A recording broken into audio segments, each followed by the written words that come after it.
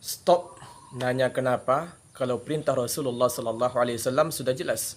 Ternyata inilah penyebab kebinasaan umat-umat sebelum kita. Apa itu? Mari sama-sama kita pahami hadis yang mulia berikut ini, terutama pahami poin yang keenamnya. Diriwayatkan oleh Imam Al-Bukhari dan Muslim. Imam Bukhari nomor hadis 7288 dan Imam Muslim nomor hadis 1337. Dari sahabat Abu Hurairah Abdurrahman ibn Sakhar radhiyallahu anhu, ia berkata, Sami'tu Rasulullah sallallahu alaihi wasallam yaqul, aku pernah mendengar Rasulullah sallallahu alaihi wasallam bersabda, Ma nahaitukum anhu fajtanibuh wa ma amartukum bihi fa'tu minhu mastata'tum fa innama ahlakal ladzina min qablikum kasratu masailihim wa ikhtilafuhum ala anbiya'ihim. Apa saja yang aku larang kalian, maka jauhilah, dan apa saja yang aku perintahkan, maka kerjakanlah semampu kalian. Sesungguhnya yang telah membinasakan orang-orang sebelum kalian adalah banyak bertanya dan menyelisihi perintah nabi-nabi mereka. Adapun menurut riwayat Muslim, disebutkan bahwasanya Rasulullah sallallahu alaihi wasallam ketika itu berkhutbah di hadapan para sahabat. Kemudian beliau mengatakan kepada para sahabat, Ayyuhan nas, qad faradallahu alaikumul hajj, fahajju. Wahai sekalian manusia, Allah telah mewajibkan haji kepada kalian, maka berhajilah. Ada seseorang yang bertanya kepada Rasulullah sallallahu alaihi wasallam, wahai Rasulullah, apakah haji tersebut dilakukan setiap tahun? Beliau pun terdiam. Sampai orang tadi bertanya sebanyak 3 kali. Rasulullah sallallahu alaihi wasallam pun berkata, "Lau qultu na'am lawajabat wa lamastata'tum." Kalau seandainya aku menjawab pertanyaanmu dan mengatakan ya setiap tahun, tentu maka wajiblah setiap tahun untuk menunaikan ibadah haji, dan sungguh kalau seperti itu adanya, kalian tentu tak akan sanggup untuk melaksanakannya. Kemudian Nabi sallallahu alaihi wasallam melanjutkan, "Dharuni ma taraktukum fa innama halaka man kana qablakum bi kasrati su'alihim wa ikhtilafihim ala anbiya'ihim." Tinggalkanlah aku pada apa yang aku tinggalkan bagi kalian. Ingatlah, sungguh binasanya orang-orang sebelum kalian. Mereka binasa karena banyak bertanya dan karena menyelisihi perintah para nabi mereka. Fa idza amartukum bi syai'in fa'tu minhu mastata'tum wa idza nahaitukum an syai'in fada'uhu. Jika aku memerintahkan sesuatu, maka kerjakanlah semampu kalian, dan jika aku melarang pada sesuatu, maka tinggalkanlah. Kemudian setelah itu turunlah firman Allah Subhanahu wa taala, surah Al-Maidah, surah yang kelima pada ayat 101. Ya ayyuhalladzina amanu la tas'alu an asya'a in tubadalakum tasukum. Wahai orang-orang yang beriman, janganlah kamu menanyakan kepada nabimu hal-hal yang jika diterangkan kepadamu niscaya akan menyusahkanmu. Ikhwati fillah, azzaniyallahu wa iyyakum. Dalam hadis yang mulia ini terdapat banyak sekali faedah-faedah yang dapat kita ambil. Namun di antara faedah yang bisa kita ambil adalah yang pertama, yaitu kaedah dari ulama usul. Jika ada sesuatu perintah, tidaklah menunjukkan bahawa perintah tersebut mesti diulang-ulang melaksanakannya. Hukum asalnya, suatu perintah dalam dalil tidak menunjukkan adanya pengulangan kecuali ada dalil yang menunjukkan harus dirutinkan atau diulangkan perbuatan atau ibadah tersebut. Yang kedua, secara hukum asal kita tidak diberi beban kewajiban. Artinya, tidak ada hukum sampai datang dalil. Pendukung dari hukum asal ini adalah firman Allah Subhanahu wa taala, "Wa ma kunna mu'adzibina hatta nab'atsa rasula." Dan kami tidak akan mengazab sebelum kami mengutus seorang rasul. Surah Al-Isra ayat yang ke-15. Oleh karena itu, ketika bicara ibadah, yang ditanya bukan mana larangannya, tapi yang kita tanya adalah mana dalilnya. Mana dalilnya yang memerintahkan kita untuk melaksanakan ibadah tersebut, karena hukum asal ibadah ada terlarang sampai ada dalil yang menunjukkannya. Faedah yang ketiga, ada kaidah usul fikih dari hadis ini yang dipakai oleh para ulama, yaitu tidak ada kewajiban ketika tak mampu. Syekh As-Sa'di rahimahullahu ta'ala mengatakan dalam bait syair kaidah fikih yang beliau susun, "Walaysa wajibun bila qatidar." Tidak ada kewajiban ketika tak mampu.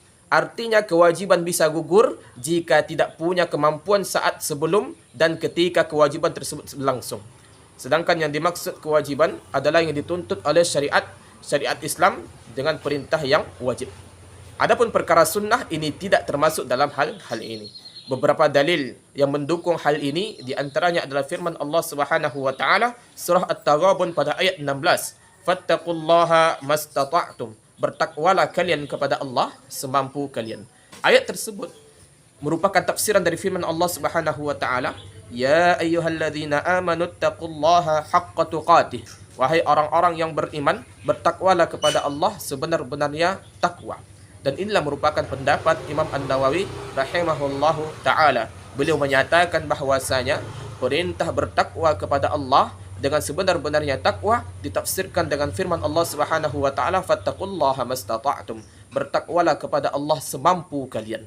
Artinya, kita diperintahkan mengerjakan suatu perintah sesuai kemampuan kita dan menjauhi suatu larangan secara mutlak. Allah Subhanahu wa taala tidaklah memerintahkan kecuali sesuai kemampuan kita. Jika seseorang tidak mampu melakukan kewajiban secara utuh, maka diperintahkan untuk melakukannya semampunya. Begitu juga ayat yang mendukung kaidah tersebut, yaitu firman Allah Subhanahu wa taala, la yukallifullahu nafsan illa wus'aha. Allah tidak membebani seseorang melainkan sesuai dengan kesanggupannya.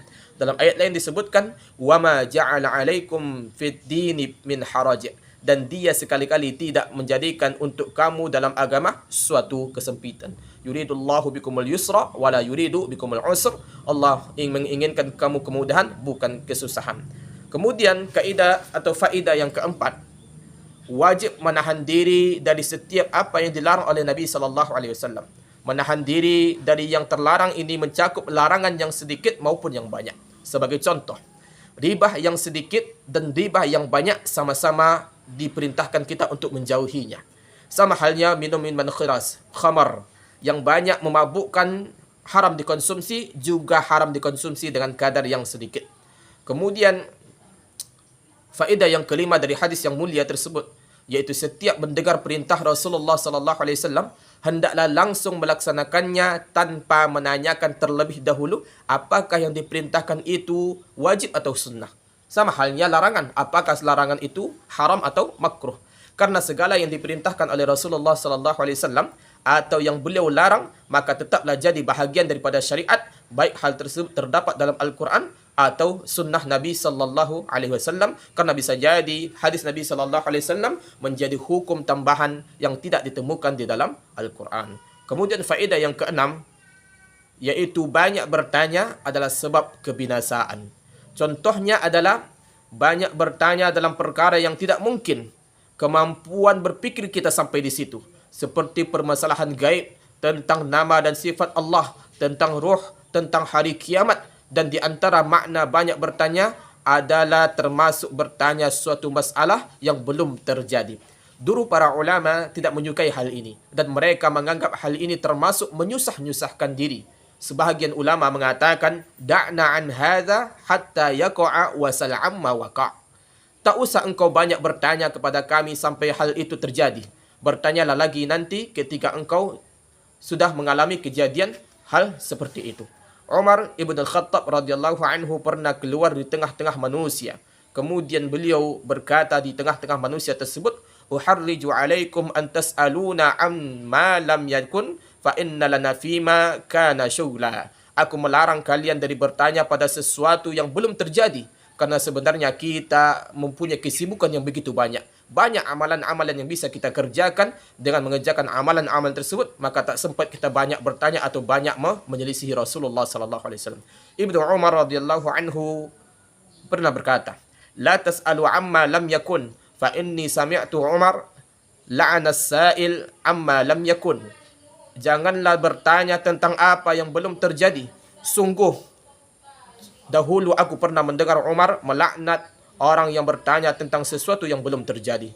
Umat-umat sebelum kita binasa karena banyak bertanya dan karena menyelisihi Nabi mereka. Agar kita selamat, maka wajib kita mentaati Nabi kita sallallahu alaihi wasallam.